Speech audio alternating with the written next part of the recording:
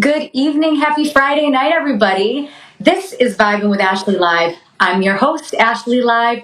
Tonight, episode 119. And I am honored to introduce you to this next guest. Her name is Paulette McWilliams, and I want to give her proper introduction. So she started as an original member of Ask Rufus, then she passed the torch to Chaka Khan. She's toured and recorded with Luther Vandross, Quincy Jones, Marvin Gaye, Michael Jackson, Aretha Franklin.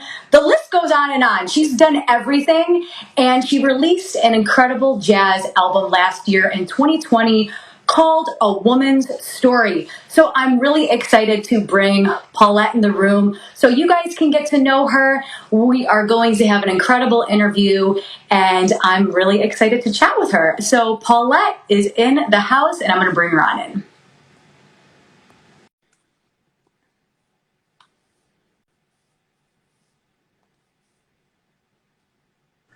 Hi, Paulette! how are you? Good. Well, how's your evening going? Everything is going wonderful. Everything is going great. How, Wonderful. Everything is great over here. So I just wanted to give you your proper introduction. And okay. And honestly, I feel like I just like discredited myself because I was like, I left out so much. You've done so much in your career. Yes, yes. God, yes. So I start every show with a song lyric. So tonight is a song that you know very well. It's called Bad Boy Having a Party from 1982, the one and only Luther Vandross. I'm going to say a couple lyrics from this song, and you're going to tell me either what this song means to you or what Luther means to you. Okay. Beautiful. Everybody swinging, dancing to the music. On the radio, having a party. Everybody swinging, dancing to the music on the radio.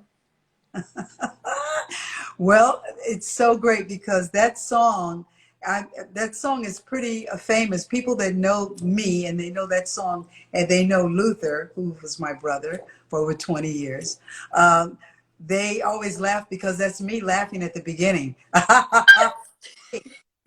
Going, this party, that's me. And people laugh at the time because my friends that know me, they always say, oh gosh, listen to you and your big laugh. Yes. And it means, I mean, it was one of the party songs that he wrote. He wrote a few of them, and it was so much fun recording it. It was just so much fun being in the studio with him.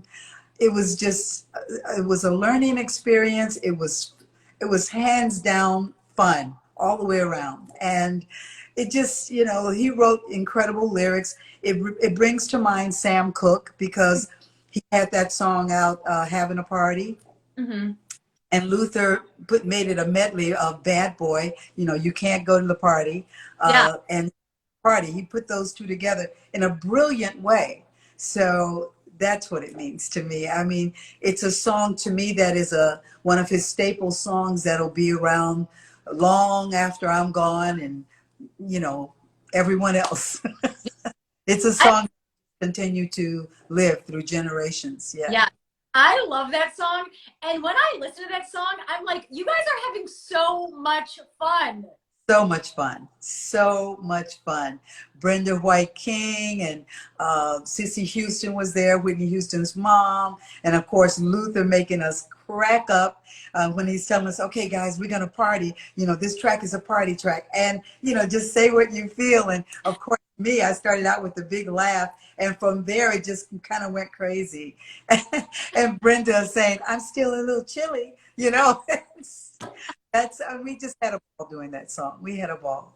Yeah. It's just so, yeah. So I heard that Luther is a really funny guy. Like he's a humorous guy. Can you tell us Yeah. about the moments that you shared with him and maybe some jokes that he cracked or like funny things that Oh happened my. to him? He had a brilliant sense of humor, absolutely brilliant. We would watch movies together. We would actually go to movies. He would come pick me up sometimes when I lived in New York. I Yeah. lived in New York over 20 years, and we go to movies together, and we would crack up at just, oh my God, from I can't even begin to tell you, different comedians that we all loved, you know, from the old Amos and Andy shows that we can appreciate and love just because of the humor, Yeah. straight through to listening to Eddie Murphy and Richard Pryor and all of those comedians that came along, you know, just, it was just an insane time. And Luther, his sense of humor, he would do funny things. He Yeah. would do things like when we, all the ladies, we were in the dressing rooms, and he would come in with a robe on and a hood like he was a fighter, and would have me cracking up. And you know, he just did a lot of funny things to make us laugh a lot. I can't even cite one particular thing because there were so many. My mind is like, what? Yeah. He was So always at a party. he always made us laugh, always. Oh, I love that.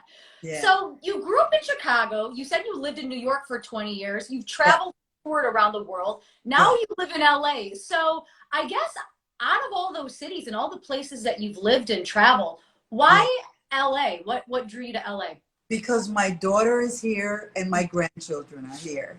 I Uh-huh. have granddaughters. Actually, I have a total of 5 grandchildren because I have one biological daughter. Her name is Bridget. But then I have another daughter. Her name is Missy, Miseret. And she and my daughter Bridget have been best friends for, I'm not going to say how long, but to the point that she calls me mom. And her children, I was there when they were born. They call me grandma. So I have 5 grandchildren, 2 Mm-hmm. daughters. I came to LA was because my daughter, my biological daughter, was having her first child. So I moved here in 2006 from Yeah. New York, there in New York for over 20 years. Yeah. Now, do you ever go back to Chicago? Yes, I do. I have family there. I was born in Chicago. Mm-hmm. I have my brothers there, my sisters there, you know, and I have lots of nieces and grandnieces and nephews and, you know, lots of families still there that I love so much, you know. Yeah. Mm-hmm. So I want to talk to you about the venues that you've performed in over the course of your career. You've performed everywhere, all over the US, worldwide, in venues big and small. So do you think you could think of maybe the top 5 venues that you've performed at? Well, it's so funny because I performed at venues with Quincy Jones. I Mm-hmm. performed at big venues with Marvin Gaye when I Yep. sang the duets with Marvin Gaye. I Mm-hmm. performed at huge venues when I sang with Luther. Mm-hmm. Um, Favorite venues.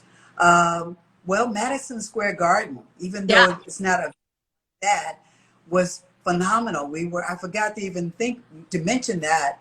We were there. Also, Radio City Music Hall with Marvin Gaye. Yeah. Huge.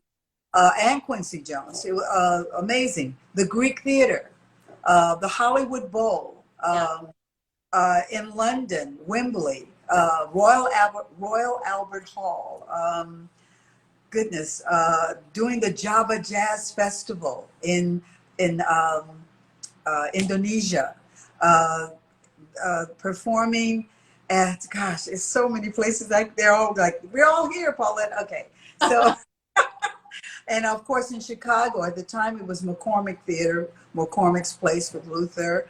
Um, and, uh, and there's another name, and I can't remember the name of the place now that's there that we performed also. I can't remember. There's a huge venue in Texas. I can't remember all of the names, Yeah. but they were amazing. And when I performed and sang solo for Quincy Jones, we performed in Tokyo. At this beautiful stadium in Tokyo, and I don't remember the name. However, that's where I did the duets with Sarah Vaughan, and Quincy Yeah. was conducting the orchestra. When I performed with Marvin, oh my gosh, we performed in Canada too. Just beautiful venues everywhere, just incredible. I performed in China at the National Theater, one of the most beautiful places. I mean, I took pictures of it just to look at it. It was a work of art. And the sound of all of these places, Carnegie Hall, the sound in all of these places, incredible, incredible. You know, so my favorite, I know it's ooh, so hard to choose. my favorite 5. I loved Wembley because it was intimate. It was a theater in the round in Wembley. Um, I loved Radio City Music Hall. Love singing there. Hmm. I love the Greek Theater with Quincy. I love that. Goodness. Okay, so that's four, right? Yeah. um, Believe it or not, I'm going to choose a club. Ronnie Scott's in London. I Uh-huh. love it. I did my own thing there. Yeah. Uh, Sold out there a couple of times. I love performing there. So that's five. I think that's five. Yeah. Yeah. I feel like Well, I need to give you like exactly. I feel like I need to give you like top 20, top 25 because you've oh, performed yeah. I there. have to start writing them down Yeah. because and going to the computer and go, what's the name of that theater there in Texas? Because it's been a whirlwind of so many blessings and being able to just get up and do what you love. Has been huge. It's been so huge. I performed at a theater when I sang backup for J-Lo. Actually, it wasn't a theater, it was on a big field in Florida. It was for a soccer game there. Yeah. So, this is, it's kind of challenging, but I love it. I love it. I wouldn't trade it for anything. So, do you attend a lot of concerts? I know you're on stage a lot, but do you attend as like, I'm going to go see this person perform? Well, I did when I was when I was young. I went to Yeah. the Regal Theater in Chicago, and that's when I saw the Motown Review. No. That's when I first saw Stevie Wonder live. Uh-huh. Tips. I was there for that, um, and it was at the Regal Theater in Chicago. And let me see. I haven't been to see many concerts. I went to see Beyonce Yeah. a couple of before COVID. I went to see. Let me see. I haven't been to many because I'm always on the road and doing, and it's like we're working when they're working, kind of a thing. Right. So it wasn't a situation where I could actually go see some of the people I really wanted to see. Now I've been to a lot of clubs to see different acts, but not so many big concerts. Mm-hmm. Mm-hmm. Found it, you know, very challenging as far as wanting not to be in the chaos as opposed to being backstage and going on the stage and leaving.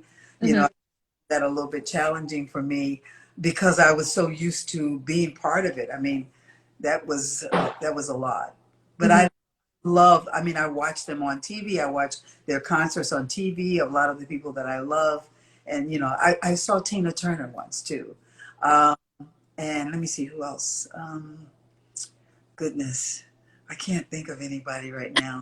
But I love entertainers. I love performers. Yeah. Uh-huh. So I want to bring it back to the Ask Rufus days Huh? because you were the original singer of Ask Rufus and you were with them for 2 years. You had your Yeah. daughter, and then you said, you know what? I have to step aside from this endeavor and take care of my daughter. Can you bring us back to that time when you were touring with them and what it meant for you to be in that group? Yes. Well, I was the original one of the original members because the group before Ask Rufus, we were called the American Breed. And Hmm. the American Breed was a bubblegum group, uh, well known. They had a big hit out called Bend Me, Shape Me. And they didn't like being that having that bubblegum image. And at the same time, when they really became popular, that's when Sly and the Family Stone came out with their music, and it just swept the world. And so the American Breed decided they wanted to get a better, for lack of a better way of saying this, they want a heavier image. They want it to be more, a hipper image. Yeah. And so they decided they wanted to have, girl singers. And so I auditioned amongst in a basement with like 150 other girls, and I sang a cappella, and I won that gig, which thank God. And then we began to travel, and at the time we named they named we were named Smoke, and then we found later that Smoke was a name that was already taken. I'm trying to give you everything in a nutshell, and I'm trying to reduce a long story. Me. And from Smoke, we became Ask Rufus. We were in Minneapolis, and one of the bass player, Charles Colbert, was reading the Farmer's Almanac, and there was a column there called Ask Rufus. And he came out of the John saying, I know what the name of the group should be. Oh, And I love that's, that. yeah, that's from the beginning, yes. And we performed everywhere. We were in the south of France for 3 months. Wow. And we performed all over the country. We even performed at the Whiskey A Go-Go in Los Angeles, here in Los Angeles. And Yeah. we performed everywhere. And while we were in Chicago, we had a huge following.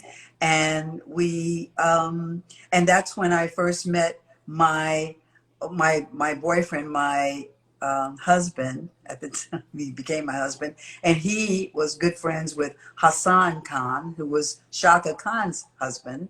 And they really wanted us to meet. They introduced us, and the rest is a huge story. But she and I became the best of friends.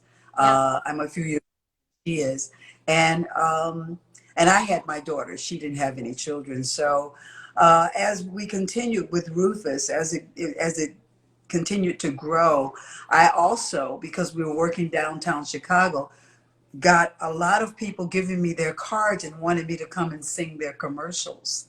And Mhm. so I found that that was so lucrative that I could stay home with my daughter uh, and not have to go out on the road. So that I chose to stay home with my daughter and just do jingles. And I turned the gig over to Shaka. When I told the group, they didn't really know who she was at the time. Mhm. Um, so they told me that I would have to train her. They wanted to listen to her. So we got on stage, and she and I were on stage together for 2 weeks singing, and it was awesome. It Yeah. was awesome.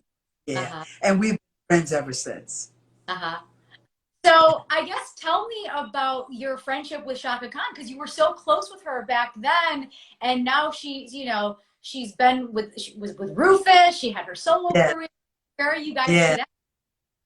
We're the best of friends. I mean, she lives here in LA. We Yeah, just spoke on the phone 2 days ago. We yeah, stay in touch with one another. She's very, very busy. I'm busy. And my career, of course, is not on the same level as her career. mhm, However, my career has been great. yeah, And excuse me. We talk all the time, and she's always very sweet and generous, and we just love each other and look out for each other, and we talk to each other spiritually. Our friendship and our sisterhood has grown with wisdom, and I just love her to death. And I remember when she had her 60th birthday party. mhm. Quincy was there, Anita Baker was there, Don was, everybody was there, and I was there. And she stood in front of the audience. We were all wishing her happy birthday, and she stood up and said, "I just want to let everybody know I wouldn't even be here if it weren't for my sister Paulette McWilliams." And I Wow. started tearing up. Oh, I love that. That's such a beautiful story. Yeah, yeah, So Quincy Jones has been one of your mentors. Can we yeah. bring it back to the time that you met him and the career that you had with Quincy? Okay, so with Quincy, while I was in Chicago doing all the jingles, I was still in Chicago. And during Rufus, my friend at the time, who had become my friend before Rufus, his name was Phil Upchurch. He was one of the top, and still probably is, but he's older now, one of Mhm, the top guitar players ever, ever. mhm, And they have him in this magazine called Ebony, and he was in the Ebony Jazz Poll for like 10 years running. And mhm. Quincy was always Phil Upchurch, Phil Upchurch. So they were good friends. And Yeah, Phil wanted to record me and me send the tape and him send the tape to Quincy. I say Quincy, but I'm used to saying Q. But yeah. anyway, what happened was Phil said, let's do some stuff, because he had already introduced me to Donny Hathaway. I don't know if you know who that is, I but do. he had very famous, amazing, amazing, amazing singer. And I'm actually singing friends with his daughters, Kenya Hathaway and also Layla Hathaway. But Kenya and I have actually, she sang on my album. Wow. Um, And talk about full circle. Anyway, Donnie and I used to kind of sit at, he played at this club called Ratso's, and I would sit on the piano stool and while he was playing, and we just sort of jammed together. It was like a little storefront place, and the piano was right in the window. And every time I go there, you know, I go up on stage with him. He'd invite me up, and we just kind of do a little playing around together to the point where we became very good kind of professional friends. And Yeah. he wrote a song back then that Phil Upchurch, that we all recorded. Phil Upchurch produced the recordings, and we did some other songs. But this particular song was called Talleyrand, which turned into Chasing the Sun, which is also on my album now, coming up, written by Tennyson Stevens and and Donny Hathaway. And Phil Upchurch was just basically the administration person. But Tennyson Stevens and Donny Hathaway wrote the song. And that's how that happened. Phil sent it to Quincy. Quincy called me the week after and said, "You've got to come out and be on my Body Heat tour and be my solo singer." I said, "Okay." And that's how that. That's wonderful. So Um, because he was your mentor, what are yes. things that he's taught you over the years? Well, basically, he taught me about being true to myself, Mm-hmm. you know, being who, opening up and doing my own thing. And it took me a long time to get that. Long after I, I never left Quincy, but I was doing other things because he introduced me to other avenues. Started doing jingles out in LA. I came back to Chicago and ended up moving to LA then moved to New York. I've been everywhere. But anyway, so I brought my daughter, gathered up the children, we moved to Beverly. No, kidding. I got my daughter, she and I moved to LA, and Quincy was going to produce an album on me. He produced an album with the brothers. I mean, he produced the album. The Brothers Johnson was on the album. I was on the album. Billy Preston, a lot of other people. And that album came out, but he wanted to produce a solo album on me. But then he got into doing The Wiz with Michael, and so many other things happened. I ended Right. up going to New York, doing stuff with Ralph McDonald and Patty Austin's group of writers. And, but Quincy introduced me to all these people. That's how all this stuff happened. And he would tell me about being real, being myself, things that would happen. He would tell me about things I didn't, because I was so green. I was Yeah. so green. I mean, I'm black, but I stayed black, but I'm green. But he helped me through some of those uncomfortable moments of really not really knowing who I was quite in the studio. And, I knew I could sing, but I hadn't found my niche. I hadn't found that. And he basically let me know, he gave me confidence where I don't think I really had the confidence. I didn't have the confidence that my sister Shaka had. Yeah. Uh, and I mean, I loved her. I was telling everybody about Shaka, everybody. But, and she was always who she was. Whereas with me, I searched around a lot inside myself to see exactly what would fit for me. And so Quincy would always say, "But your voice, you always told me I reminded him of Sassy." And he surprised me. The last night we did 27 cities in Japan, and the last night we were in Tokyo for the last couple of nights. And the very last night when we were in Tokyo, he surprised me while he was conducting the orchestra. While I'm singing "Everything Must Change," all of a sudden I'm singing "Everything Must Change." Right? All of a sudden I hear, when I'm about to go into the second verse, I hear, I turn around and there's Sarah Vaughan. I'm Yeah. singing a duet on stage with Sarah Vaughan. And and Q just made me feel like I could do it because he gave me confidence. He really did.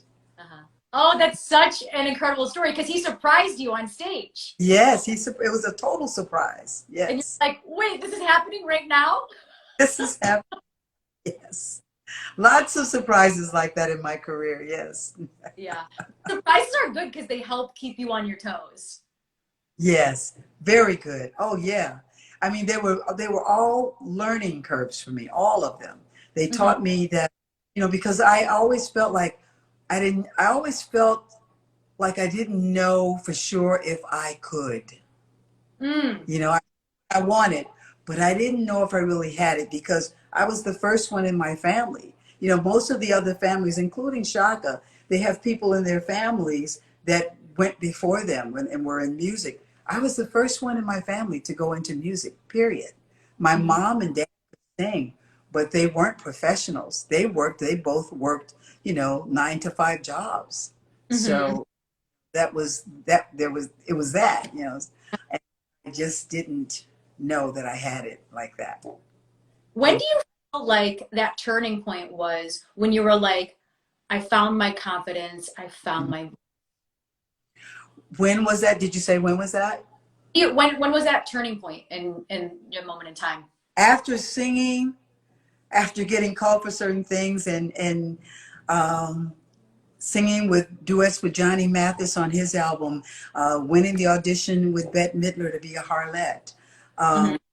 um, and then singing with Marvin Gaye on his tour. Yeah. Getting that gig and singing the duets with Marvin Gaye and him making me the contractor for the other singers. I mean, I auditioned and hired the other singers. I Amazing. felt like kind of faking it all the way, really. I felt like, okay, I can do this. I can do this. And the whole time just, doing it, but not really believing in myself. The Mm-hmm. turning point for me was kind of when I turned 50, believe it or not. I finally realized with enough people telling me, I finally realized it because for a long time, God bless her soul, my mom felt like I couldn't do it. So, Mm-hmm. and she loved me. It wasn't a negative thing. She was very protective. She didn't want me to be hurt. Yeah. But that stayed with me, that I couldn't do it, you know, energy and mindset stayed with me for such a long time. And then when people would say, wow, your singing is this, your singing is that, even Luther saying, oh, Letty, your voice, your resonance, da, da, da, where'd you get it from? And I would say, my mom and dad had thick, rich voices, Yeah. but at the same time, I never really felt, and I had one person tell me, oh, your voice is so rich and so low, you shouldn't be singing all that. I thought it was something wrong with it. Oh You know, wow. now you have all these wonderful altos that are out there, just wonderful altos like India Ari and Janae, the girls from Janae that can sing, and just different Cassandra Wilson and all these wonderful women singers that are just. And I'm not just an alto, I'm a contralto, and I Mm-hmm. didn't even realize it because I stayed away from that ba ba ba ba. I stayed away from there Yeah. because I don't want to be thought of as a freak, you know. Yeah. Yeah. I low, I can go like 2 octaves below middle C Mm. uh, on the piano. And I felt like, okay, well, okay. And I can actually go like almost 2 octaves above. So I just felt like I didn't know really what to do, period, Mm-hmm. because I had no one to kind of give me some kind of direction. I had to learn it for myself.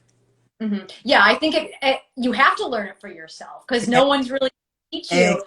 And it took that long for me to get it that I really did have. I mean, I even did albums. I just wasn't secure within myself, of Mm-hmm. what to.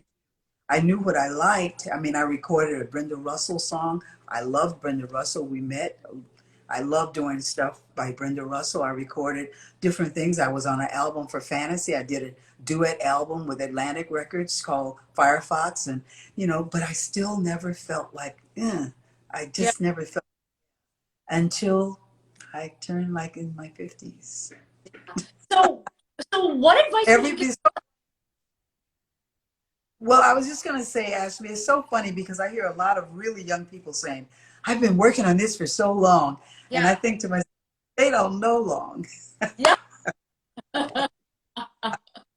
Because here I am now and I'm really doing my best singing right now. Yeah. Uh-huh. Practice makes perfect. Yeah. And just believing in yourself is everything. Mm-hmm. But the law of attraction is what got me here. Mm-hmm. Always it, but just not sure exactly where my spot was. Mhm. So I know you mentioned a couple other like more recent musicians, but what other musicians inspire you, Paulette? Ooh, I am so in love with Gregory Porter, which I'm Hmm. us are. He is a combination of Billy Preston to me and Bill Withers, as Hmm. well as himself, his own. He is a great writer. Yeah. Uh, I'm just so impressed by him. I love there's a lot of wonderful jazz musicians out there. I mean, my MD is Nat Adderley, he's, I mean, he comes from royalty. His uncle is Cannonball Adderley, and his dad was Nat Adderley, who wrote the work song and Jive Samba. You know, Mhm. so he's amazing. So he's my MD. Whenever I go on the road, I go with Nat. I choose to go with Nat. I tell people, well, you got to take Nat. If you're taking me, you got to take him. Uh, and so he inspires me. My producer, who is my friend Kamal Kenyatta, who Mhm. produces Porter, he really inspires me because he gets me vocally, and he likes to frame me. And he's producing, and we're getting ready to do another project, so I'm excited about that. Yeah. Musicians that inspire me. I also love the arrangements by uh, Jeffrey Keezer. He's got great arrangements. My friend Denise Donatelli, Mhm. she worked with him a lot. Um, I love great singers. I love singers like Lettucey. I love Cecil McLaurin Savant. I love great singers. Jasmine Horn. Now she's doing well.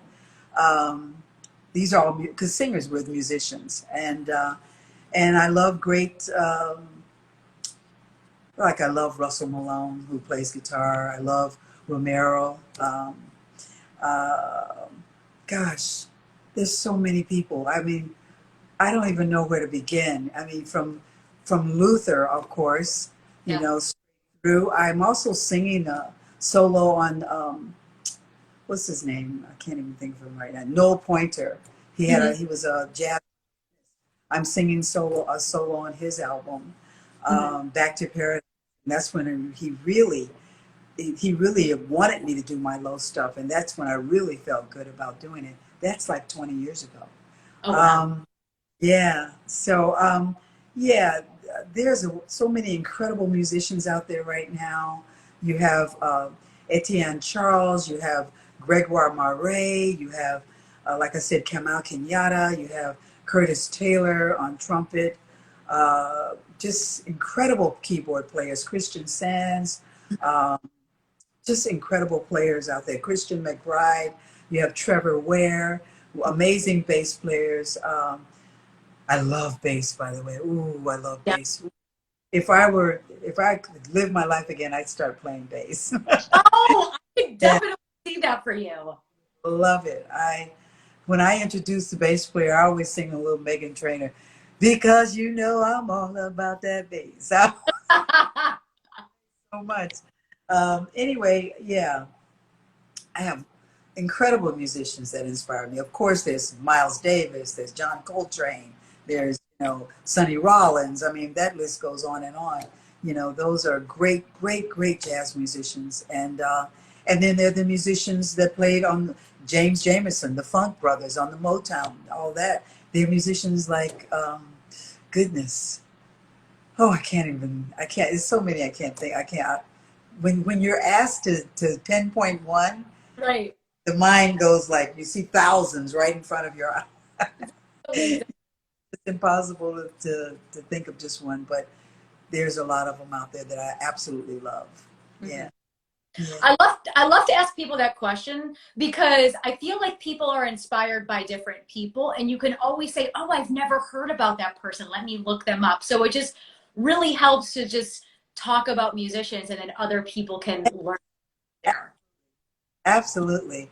And Mhm. by the way, I do love a lot of the singers that are out now. I love Bruno Mars, of course. What's not to love about Bruno Mars? Yeah. Adele, I love Christina Perry. Mhm. Uh, there's a lot of singers out now. I don't know all of their names. I just listen and go, oh, wow, I love that. Billie English. I think I'm saying her name right. Um, So many. There's so many. I mean, I feel like if I don't name them all, I shouldn't name any of them. Right? One out, you know. But yeah, there's so many inspiring, young and older. It's I think music straight across the board is just it's just so many artists out there, especially now. Especially now. Mhm. Yeah. So you had an opportunity to sing on Michael Jackson's "Don't Stop Till You Get Enough." Yes. You actually Yes. had the opportunity to meet him. Is that correct? Yes. Yes. Yes. Yes. Can you Yes. bring us back to that day and what happened? Say that again. Can you bring us back to that day and what happened? Okay, so Quincy actually called me for that. He said, "Baby girl." He called me. That's so funny. He and Marvin Gaye both called me baby girl. Baby girl, you sing on Michael. Da, da, da. I was like, yeah. And got there, and they were. I mean, they were playing the music. This was at his house in out here in the Yeah. valley. I don't know if it's still there, but he had the studio in his house. And when I got there, Patty Austin was there, James Ingram was there, Philip Ingram was there, Kevin Dorsey was there. Uh, it was so cool, and he said, "Go on out there," and they showed us the part. Rod Temperton, Tom Baylor, those are some of Quincy's vocal arrangers. Mhm. They showed us. I think this was Rod Temperton. No, this was Tom Baylor. I think showed us the part. Don't stop till you get enough. Keep on, but don't stop till you get enough. Keep on, you know. And then we sang that. It's just who knew it would be as big as it. Who knew it would be as big as it was, or as big as it is? Yeah. Um, that was incredible. Michael meeting him, he was so sweet. He was so kind, Mhm. so loving. He was just a kid, and I just remember feeling so special because this was the kid that I heard singing. Can't you see you stayed away too long? You know, this is Yeah. Michael, and you know ABC, and this is Michael Jackson. I'm singing on Michael Jackson, and that's where it was for me. So yes, it was exciting meeting him. He was loving, he was warm, always kind, always kind. And through the years, I mean, I sang with him. I sang in the choir when he did the Grammy show, when he did A Man in the Mirror, and Saida Garrett, whom I know, she was there. I know I'm rushing through everything, but I'm just trying to get it all out. I'm trying to get all the Don't information worry. out. Saida Garrett did the Dennis Edwards album with Saida Garrett, uh, and uh, and so she was there because she wrote "Man in the Mirror." Mhm. She with Glenn Ballard. Mhm. I sang on that, not on the recording, but on the live Grammy show. Mhm. And we had a few days with him. He was lovely. It was like, "Hi, Paulette," you know, because I had also sung on "Can You Feel It" with him. Stephanie Spruill had called me to sing on that, so I sang on "Can You Feel It." Can you feel it? Yeah. Can you feel it? Can you feel it? I'm singing on that, Yeah. and my we sang that too. So I brought it because they wanted a choir. So my daughter is lovely, has a beautiful voice. So at the time she can't remember, but she was really young. So I brought her to be part of the children's choir. So we're all singing on that. Oh, To, that's yeah, so yeah, cool. yeah, yeah. Family So of much. I have so much information going around in my brain. It's like, I know. So I want to talk about women supporting women in the yeah. music business. Can you shed some light on this? You know, it's so funny because that's one of the things that I embrace the one of the ideas that I truly embrace, and I've seen it actually getting better. It has definitely become more positive, but in the very beginning, it was really not great. You know, I would see a lot of cliques, and I felt very outside of the clique. You know, the Yeah. different that came together, different women that would be together. And I didn't understand that because we've all been given this wonderful gift to be able to sing together. And to me, it shouldn't stop there. It Right. should embrace through all of it so that you get to know and help each other and support each other. Because the beautiful thing that I love about all of us singers, female, male, is our voices are all so unique. They're unique blueprints. Our voices are.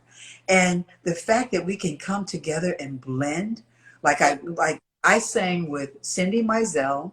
I contracted this particular session. Cindy Mizell, Sharon Bryant, Audrey Wheeler. I contracted them to sing when I was in New York. We did Mary J. Blige. We sang Mary album. Yeah. And she's so happy that I had those singers there. But I love the fact that all of us as women, we loved each other. We love each other. It was so loving and so much laughter and so much fun. When it came time to sing our parts, it was, you could hear it in the parts. And I think that that's sometimes that can be missing. Yeah. Some with singers where it's almost as if they feel a certain competition when there is none. And Right. I would, and it's gotten better. It's gotten a lot better, thank God. But I wanted a long time ago, and I remember saying this to Shaka and everybody, your only competition is you. Yes. There's that can compete with you for what you do. You know, and Luther would always reassure me about my resonance and the thickness of my voice and how he'd like to put me in certain second soprano parts as well as alto parts. So I gained a lot of confidence from Quincy and from Luther, who would reassure me how much he loved that. And I wish that more of the singers would not be so I wish they would just recognize that we Yeah. are really one of the same, all in the same. We're all singers. We have unique patterns to how we sing. We have unique voices, and let's celebrate each other. I can't do your job. I certainly am not a soprano.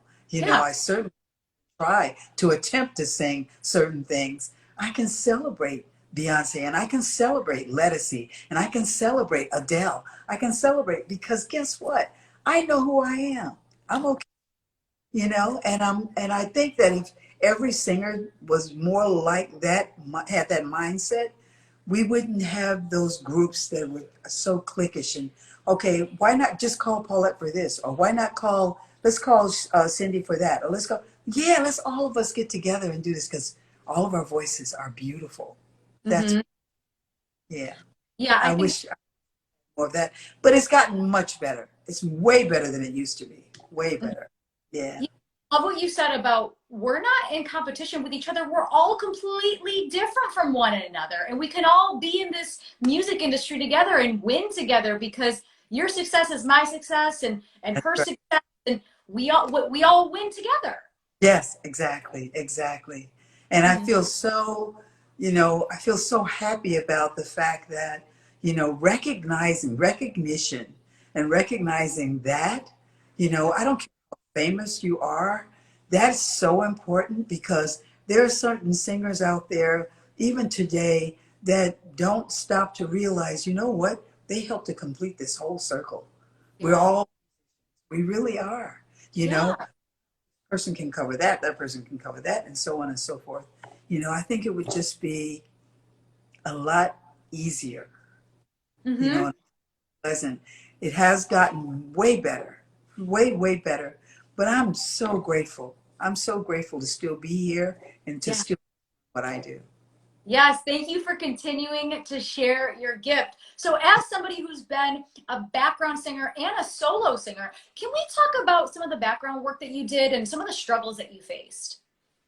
Well, like I said, some of the struggles I faced, I felt like I wasn't really liked, but at the same time, I had to learn to really like myself. So I Yeah. didn't blame, I couldn't blame anyone outside of me until I changed what was happening inside of me.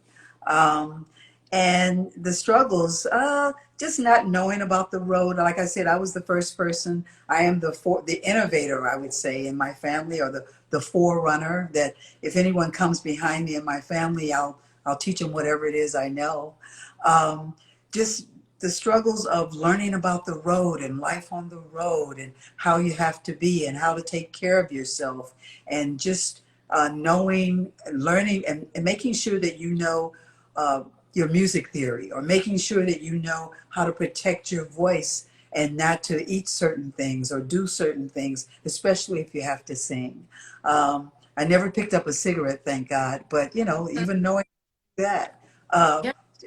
it's different for everybody. Mhm. However, there are some things that can apply to us all, like, taking good care of yourself, no matter what the situation is, and not allowing or not compromising or allowing yourself to be compromised.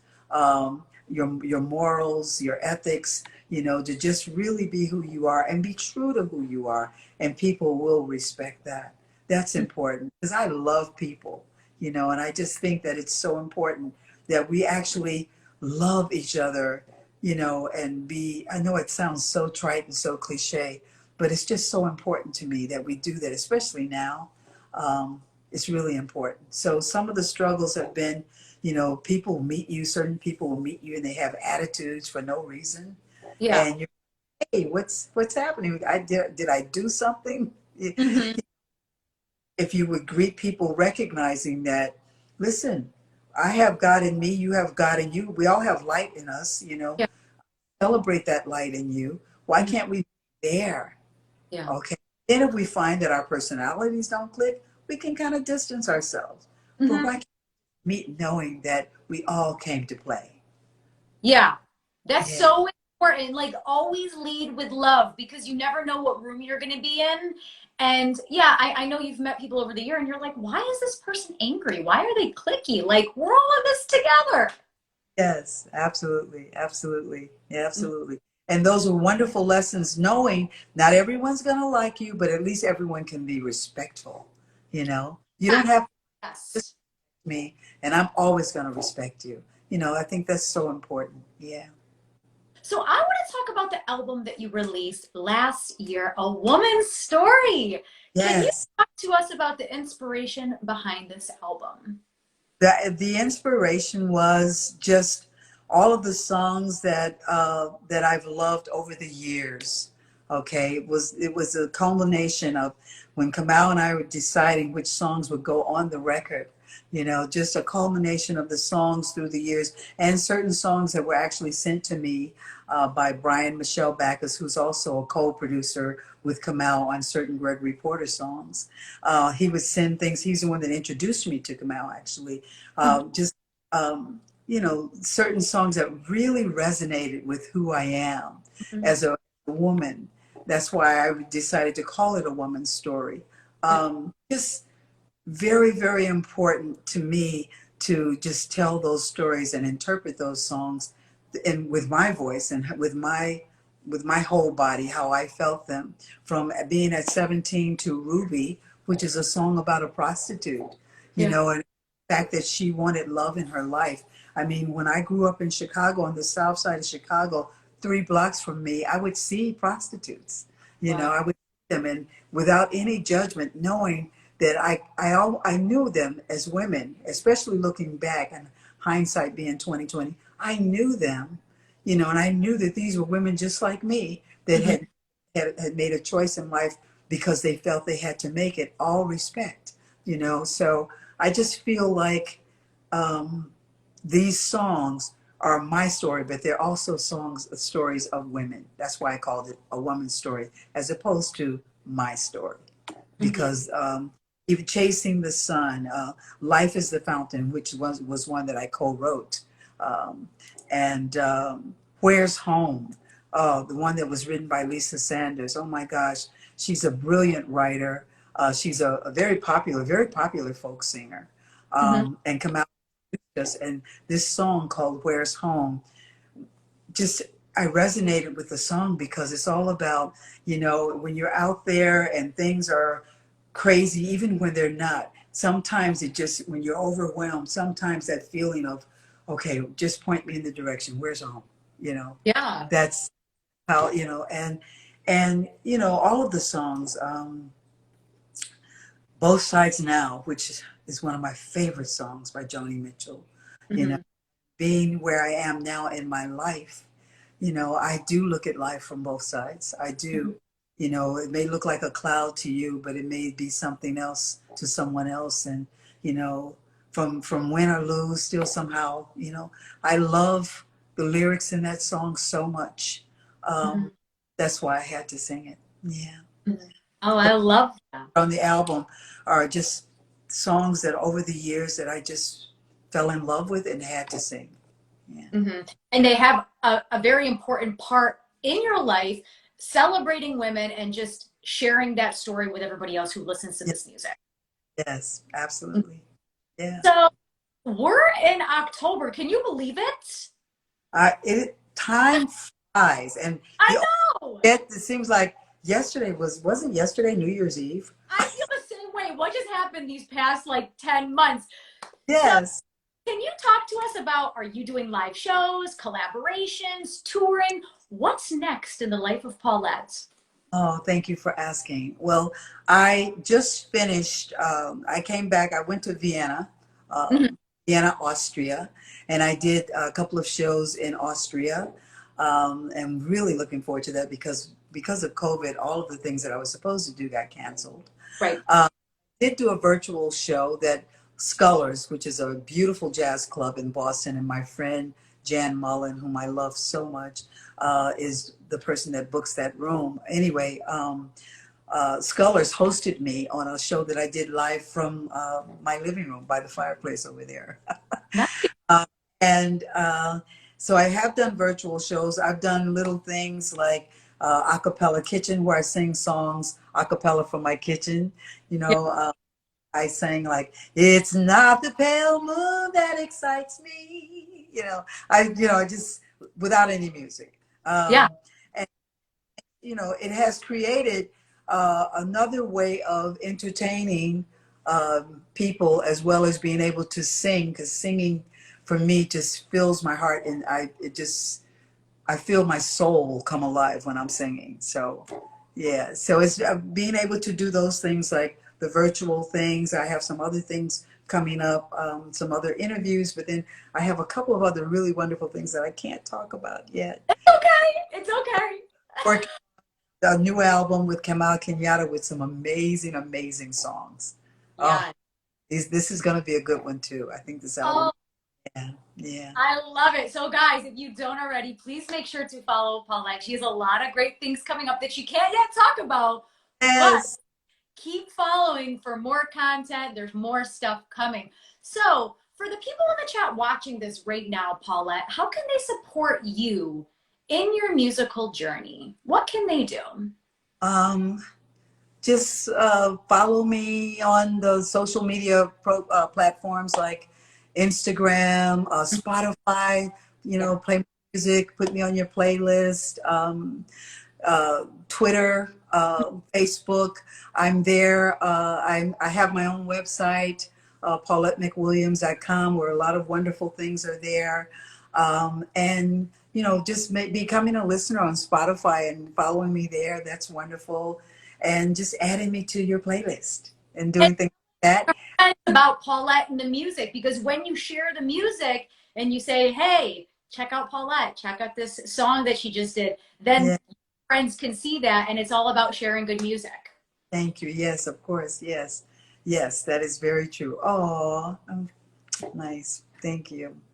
Yeah. So that's all the questions that I have for you tonight, but you're going to sing two songs for us. I'm gonna actually sing two songs that where I'm a co-writer. One, I didn't write as much. The Okay. other one, all of the lyrics to. The first one I sing is called "Where's Home," written by my sister friend Lisa Sanders. I'm gonna attempt to sing it, but I've been talking so much, so I may be a little hoarse, but I'm gonna do my best. Okay. Did I sing it now? Whenever you want. Okay, here we go. Let me just get it up here. Sure. Hold on. Here we go. Here we go. Let me know if you can hear it okay.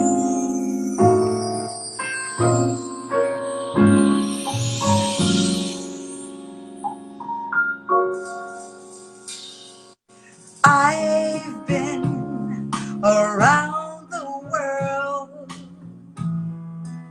seen all the places I wanted to see.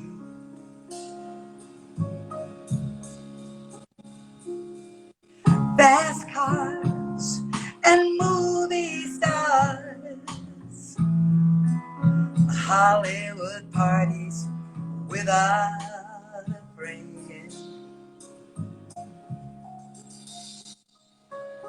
Businessmen with their square bins and their agendas. Ooh, they talk to me. Oh yeah, I could walk away, I could turn my back, that would ease my mind. I could carry this load, but I'd rather do what's right.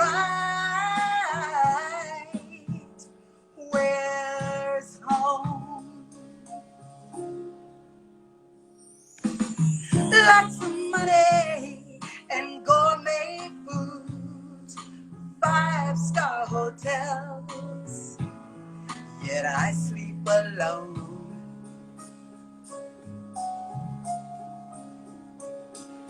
Dark bars with plenty to drink and a stranger's hands I wish I never knew. Oh yeah, I could walk away, I could turn my back, that would ease my mind. I could carry this load, but I'd rather do what's right.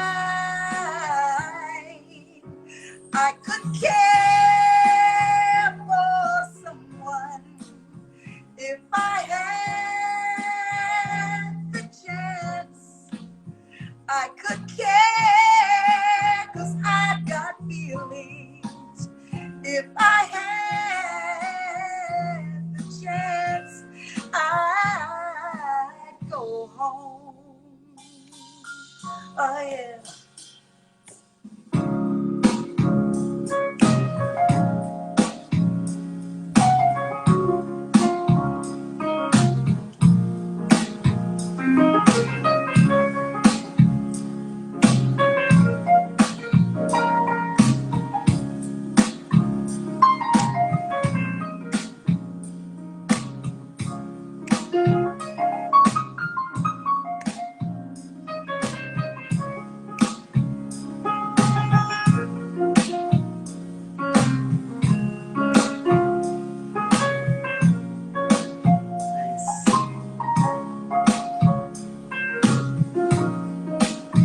I could care for someone if I had the chance.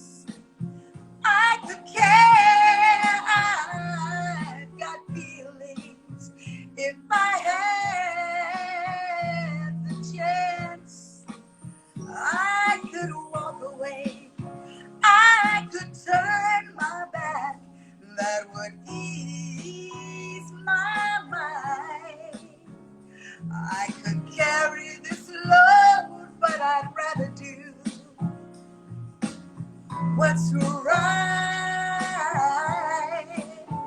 Ooh, I could walk away, yes, I could turn my back, that would ease my mind. I could carry this load, but I'd rather do what's right. Where's home? Somebody tell me, where's home? Home. Yes! Thank you so much. And I love that you sang that. We were talking about Where's Home. Yes. Love it. Okay, I'm gonna sing another one for you, and this one is called. Oh, no, I'm not gonna sing that one. Okay, wait a minute. Okay, this one I'm gonna sing. This one I wrote all of the lyrics to. This is called "Life is the Fountain." Here we go.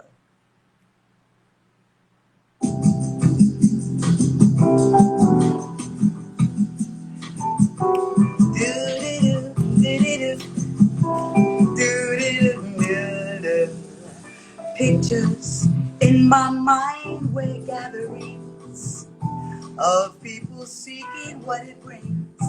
Can see beautiful waters fall. Here a wish is made, a coin is tossed.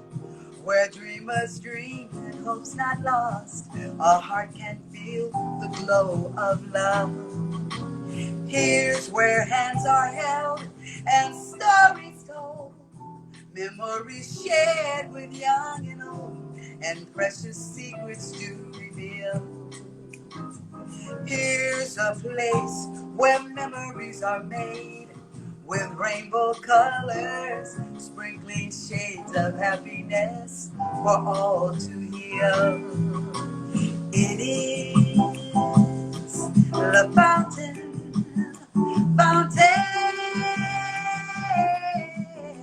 of life. City of the life is the fountain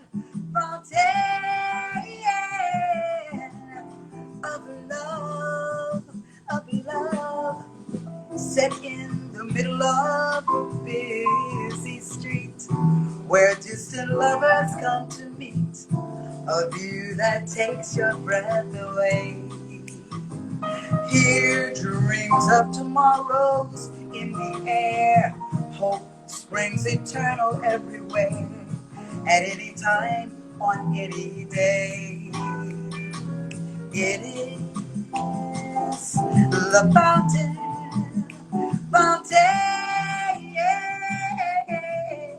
of life. Ooh, city of the life is the fountain, of love, of love, of love.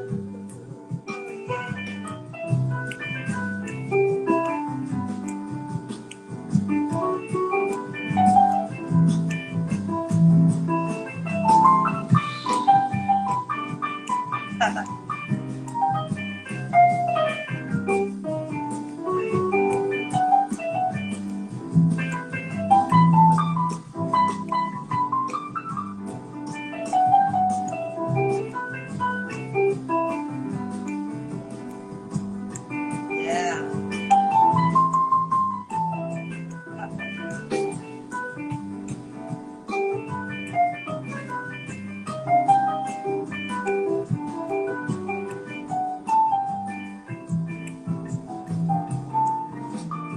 Pictures in my mind, where gatherings of people seeking what it brings.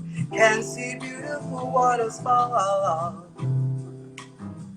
Here a wish is made, a coin is tossed, where dreamers dream and hope's not lost. A heart can feel the glow of love. It is the fountain of life. Oh, you little life is the fountain, yeah, of love. Ooh, it's the fountain of love.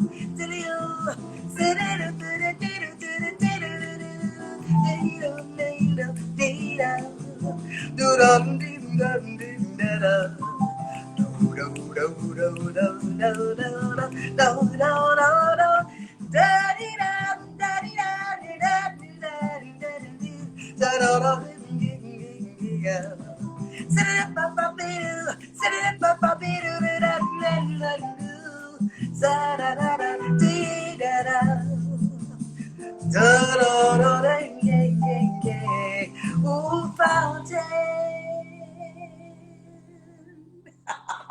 Beautiful! Yes, Paulette! That was so fun! Oh, thank you. Thank you so Thank much you so for those songs with us. They're beautiful. Thank you. Thank you. Thank you. Some of these comments. Tom, Chris, Scott, thank you for the love. Thank you. And Paulette, do you have a few moments for some questions from the audience? Sure, absolutely. Okay, so guys, this is the time. If you have any questions for Paulette, feel free to put them in the comment section below and she will answer your questions. What Can I does have Sadie it mean to you, Paulette? say that again? Oh, I think my dog. your dog answered that one for you. Can you get? Oh, anyway, okay. So, what does what now? What does success mean to you? Being able to be happy with myself no matter what. Mm-hmm. Being happy with whatever it is. 1 second. Scott, can you bring her to me so I can show them? Okay. I want my dog Sadie that's been running around. She really is a dog here. Thank you. This is my dog Sadie. Hi, Peppy! You're so cute! She makes a lot of noise, but she's a toy. Aw, so adorable. Go. Anyway, okay, so being happy with myself, being happy with my choices, the things that I choose to do. I choose them now from a different place. Yeah. It's not about trying to make other people happy. My first thing is to make myself happy, because what happens as a result of that, it helps to make other people happy. Way more than just trying to be outside of myself. I've learned from the inside to the outside as opposed to how I used to live. Mm-hmm.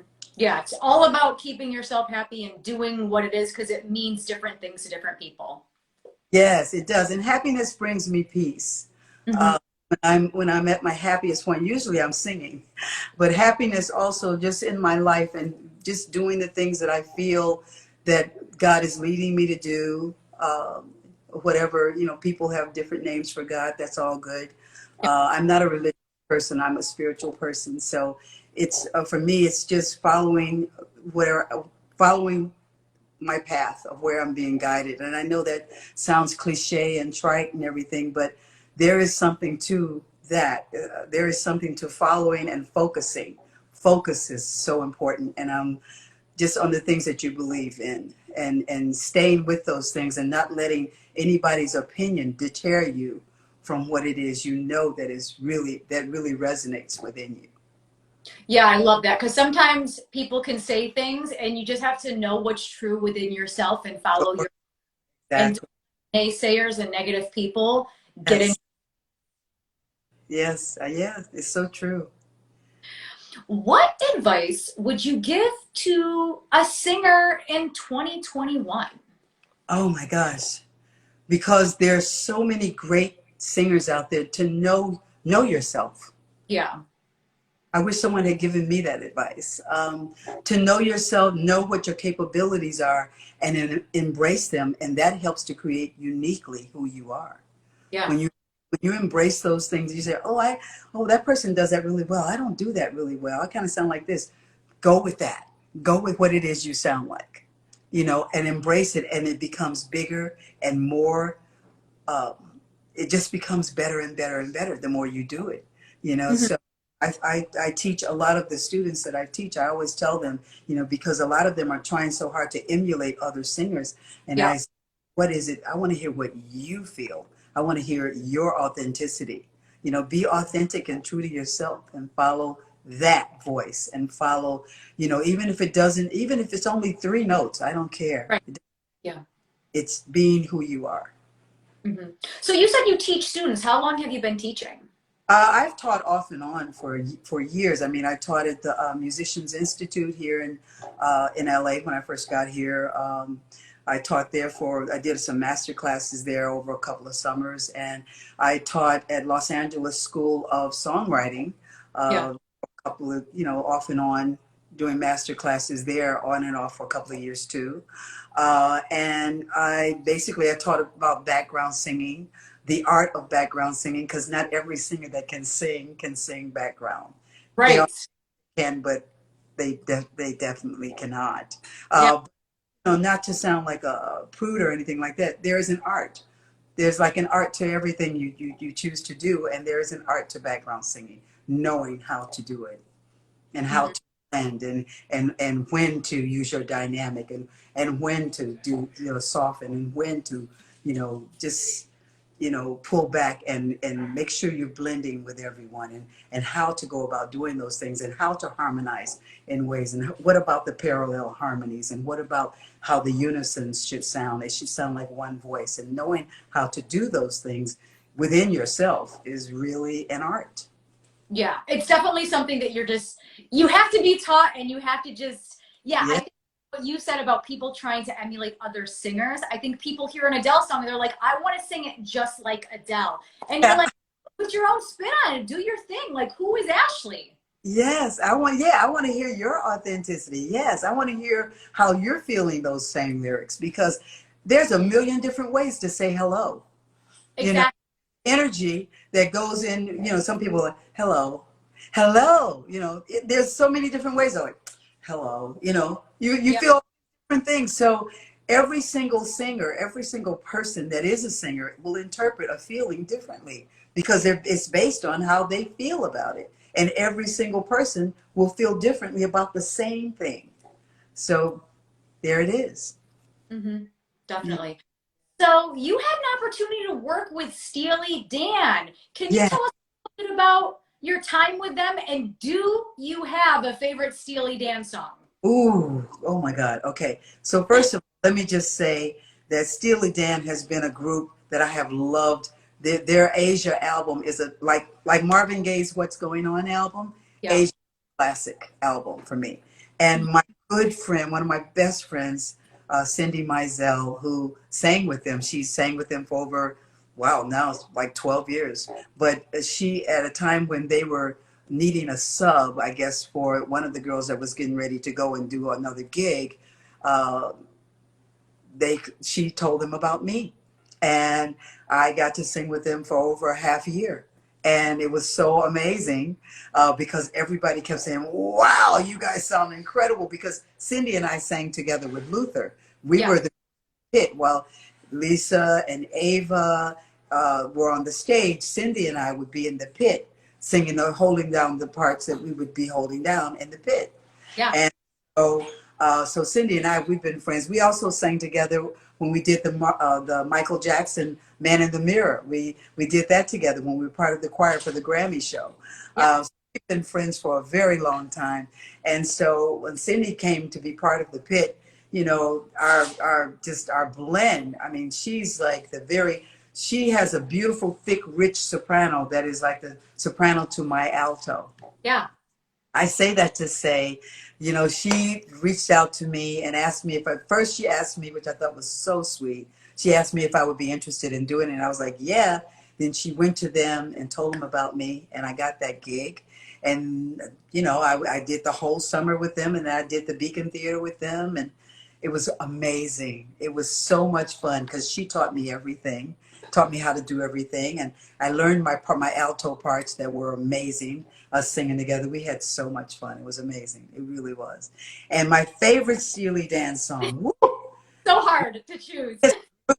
When I started singing, I still have my black book full of their songs. That list grew when I sang a lot of the songs. Gosh, it's hard to pick one. But all of the songs from the Asia album, Deacon Blues, Home at Last, all of those songs, Asia, Peg, all of those. We did those on stage. Then we did some other ones. We did, gosh, I can't think of any titles right now. My brain is failing right now. I got it. So many. I mean, oh my God. Of course, we had fun doing, we did I'm a fool to do your dirty work. And we had some parts in that. That was fun. I can't remember all the titles. I have to go get my book and say, there's this is. Because there's so many. Because I think Donald Fagen, being a studio musician, that's what they were. That's how they started. I think he's a musical genius. He and Walter Becker, who, he's gone now. God bless his soul. He told Cindy and I, boy, Cindy told him about me, and he told me, he said, I looked you up. He was so complimentary. He's so complimentary to Cindy. He loved her singing. I mean, we had a incredible blend with Steely Dan. It was just so much fun. Yeah. Mhm. The reason I wanted to ask you about Steely Dan is because I grew up with Steely Dan. My mom's obsessed with Steely Dan, so I've seen them like 8 or 9 times. And I Yes. was and they are such an incredible band together. Their background singers and the people behind them playing instruments. And I was Yes. like, oh, Yes. it must have been Incredible. And yes. Yes. night after night. Yes. Incredible. Yep. So much fun. Yeah. And that was more recent. So yes, that was wonderful. Yes. What's the best advice you've ever been given? Uh, the best advice I've ever been given was to treat people like you want to be treated. Yes. That is the golden rule to me. Uh, Mm-hmm. you know, along with you reap what you sow, and do unto others as you would have them do unto you, which is the same thing. Yeah. Treat people the way you want to be treated, and you will not falter. Mm-hmm. And people will, you know, there are people that won't like you. That's okay. You still treat them the way you want to be treated. You know, Yeah. you with respect, and if they don't give you respect, then distance yourself. You don't have to be with them. Yeah. You know, even when you go to do a gig and someone is being unkind, I want to say this to all the singers out there, male, female, and you Mm-hmm. go to a gig, and if someone is unkind out there for no reason, do your gig, smile, don't let it affect your performance, Yeah. and move on. And move on. And the people with the power will see. They will see the truth if they care enough. They Mm-hmm. will see. And you know, thank God I've always been called back to do Yeah. the same gigs over and over. I mean, being with Luther 20 years is, you know, and being with Marvin and all that, just amazing, amazing. Yeah, you treat people the way you want to be treated. Yeah. I think it's such a simple thing. And So, it's people yeah, learn early on in life. And it's back to basics. Just be yeah, nice to people when you go to the store. Just be nice to the cash register person. Be nice, always. be nice to the greeter outside or the Yes, person, just be nice to those people. And I think it's something so simple. And we I always be reminded. Yeah, I had something very strange happen to me. I was at one of the big Ralph grocery stores out here. That's a big Ralph grocery chain Yeah. chain out in LA. And I had something really strange happen to me because I talked to the cashier and and some people don't have time for you to talk to anybody. So when I see that happening, I move right along Yeah. because it respects everybody. So, but this particular time, I was talking to the bag boy because this kid, he was beautiful to look at. He had a voice like James Earl Jones when he Oh, spoke. wow. My God, it just threw me over. And my spirit said, oh, you got to talk to him. Yeah. You have to talk to him. And I started to talk to him. He's a black kid, young, about maybe 17, 18. I started talking to him, telling him how great his voice was. And, you know, I said, let me just see if I wanted to just help him. You know, that's how I did that with a teller in New York, and later on became one of the singers with Mariah Carey. Wow, that's I, amazing. I do things like that because I'm so excited when I hear people that are talented that don't even know how talented they are, and Right. just want to feed them that confidence if I can. You know, it doesn't always work, but sometimes it does, you know. And I just wanted to tell him just what I thought of him. And he was so happy, you know, so here I said, give me your number. I'm going to see if I'm going to research and see if there's anything I can put you on to. Well, this woman comes up, very Southern woman, no disrespect. And she said, excuse me, he was taking down my groceries to my car. Oh, Oh, I'm sorry. I said, this is my fault. She looked at him. She said, I want you. I'm going to report you. She was very nasty to him. And I was like, he didn't do anything. He really didn't do anything. And really brought it home to me. It's like, are you kidding me? This happened in 2020. And I thought about it. I said, why are you being this way? yeah. To what avail? To what end? Where is this going to get you? This young black boy, she was talking and she was very condescending. And I said, please, please, please, please, please. It's my fault. I'll take your groceries to your car. She said, Mhm. no, he's going to. Oh And my, so it's a long story. I'm making it short. All the other cashiers saw what was happening, and they were coming to support me. And she went over to the management desk to complain. And the one cashier came and she said, I'm taking her groceries down to her. And she was, you know, she was livid. But the kid, I felt so bad for him, is my point. But I wanted him to know that not everybody's like that. Not everybody's like this. This particular woman had her issues. Those were her issues. And he was so, yeah, we just Yeah. call, yeah. Thank you for sharing that story, because I think when you see somebody who has a talent, whether they dance really well or they sing really well or they do something really well, to compliment them and just say like, hey, I see your talent. Like, let's see if we can do something. Maybe I can't do something for you, but maybe Exactly.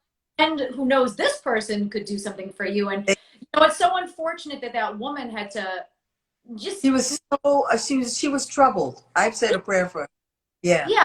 But the thing is, like, he knows that you are coming from a good place, and unfortunately she just had some anger. She needed to let it out. She should have let it out somewhere else, but you did the right thing, Paulette. Yeah. Yeah. I think her anger, yeah. Yeah. But you know, we live in a world where things happen, and the thing to do is always respect yourself, Right. and respect people, and that's the best you can do, you know. Definitely. That's So, Paulette, that's all the time that we have for this evening, but do you have any final room? Say that again. Do you have any final words for the room, Paulette? My final words are, like I said, and not to be repetitious, but I don't care what business you're in. If you could just remember to treat people the way you want to be treated, this world would be a much better place. Period. That's it. I don't even think I can follow up with anything after that, because that was a mic drop. Like, I just dropped the mic for that one because it was so beautiful. But Paulette, I just want to say thank you so much for coming on the show. I am so honored to speak with you. And I honestly was like, I don't know how I'm going to be able to fit all these questions, because there was so much that I wanted to ask you. But when you have additional projects and songs and stuff you want to talk about, please feel free to come back, because I feel like we can talk continuously and never talk about the same thing. Yes, I know. I would love to, Ashley. You've been amazing. Thank God for people like you. I mean, seriously, I really appreciate it. Thank you for having me and for allowing me to share, even though I was going fast. Thank you for. Okay, I'm from New York, so I talk fast all the time. So I think I'm talking fast, but I was right there with you. Like, I knew exactly where you were. Paulette, thank you for spending your evening with us. Thank you for the honesty and for sharing your story and the song. And I just really appreciate you coming on my show. Blessings to you and your future endeavors. Stay safe, guys. Guys, please make sure to follow Paulette if you don't already, because she has a lot of good stuff coming up. She also was featured in Rolling Stone earlier this year, if you don't know. The feature was absolutely amazing. And if you haven't checked it out, please check it out. The album came out in 2020, A Woman's Story. Go stream that on all streaming platforms. Follow Paulette. Add those songs to your playlist. Tell your friends about Paulette. And we're excited to see what's next. Yes, it's going to be good. Yes, Couple I'm of things. excited. So cool. So, yes. guys, if you're not ready, please make sure to follow Paulette, support good music. And, guys, if you don't already, please make sure to follow me. I'm Ashley Live. I love incredible musicians. I love interviewing them, and I love giving them a platform to tell their story. So please make sure to follow me, Ashley Live. I do the show all the time. And also give Paulette a follow while you're at it. Thank you so much, Paulette. Have a beautiful weekend. Stay safe. And Bye-bye. Bye-bye. good night.